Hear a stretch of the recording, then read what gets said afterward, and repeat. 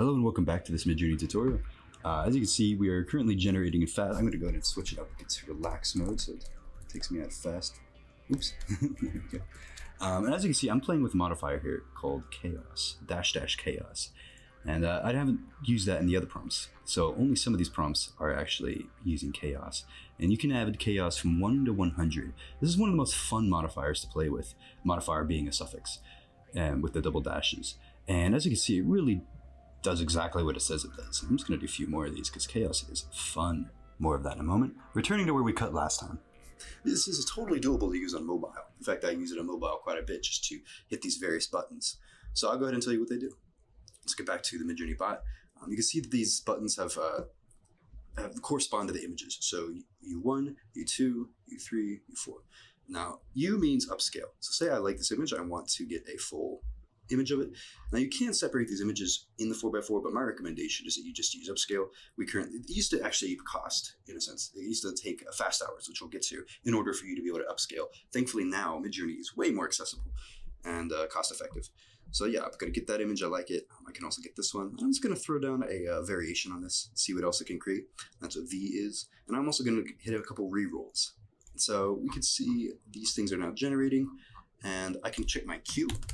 So you can generate up to 10 things in the queue, and you can have 2 things generating at once. If you enable fast mode, you can have 3 things generating at once. When you get your basic subscription with Midjourney, you get 15 hours of fast mode, meaning you're going to be able to generate very quickly for the equivalent of 15 generation hours. And you can see that I have 12 out of 15 remaining with my basic subscription. That information is here. You can see I have my lifetime usage, how many images I've made, how much I've used in relaxed mode versus fast mode. You can see queued jobs, I have none going fast. I have 4 in relaxed. And if I just want to switch to fast mode and start using my hours, I can just type /fast, and now it'll be very quickly. The thing is, it's going to have to generate everything that's already in relaxed mode before it can get to the fast mode generations. So you have to kind of enable fast mode before you start generating in order to really get that speed right away.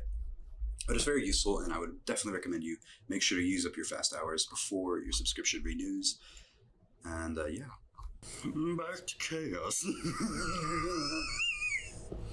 And it really is quite unpredictable. So this is Chaos 100. As you can see, it's quite random sometimes.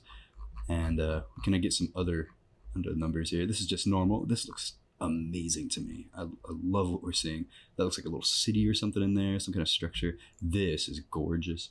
But I won't go goo goo gaga too much. Oh my God, too much. I want to show you that modifier. So I've done a few experiments with Chaos here. I think the initial one, somehow a pickle got in there. Yeah. Who knows? And here's the Chaos 25. So this is more subtle. You can still have some interesting stuff going on. This almost looks like a real photo. Even the dust, and that's beautiful. I'm just going to grab that for the dust. And you can see what it does. So yeah, and this is what I used a variation on, a V. And as you can see, there's very subtle differences from the original, which is this image here. But the differences do make the difference. And especially when it comes to things like digits or, tusks in this case. One of the things that Midjourney does the worst at is digits. Oh my, you can hear it going. One of the first things I would recommend is going ahead and, oh, it's already muted. Never mind. We're hearing the noise from the server. I would definitely recommend you mute the servers that you use Midjourney on and the private bot because it gets annoying quickly. And so we can go over here. We can see more examples of Chaos. I used it on What's Up Dog, and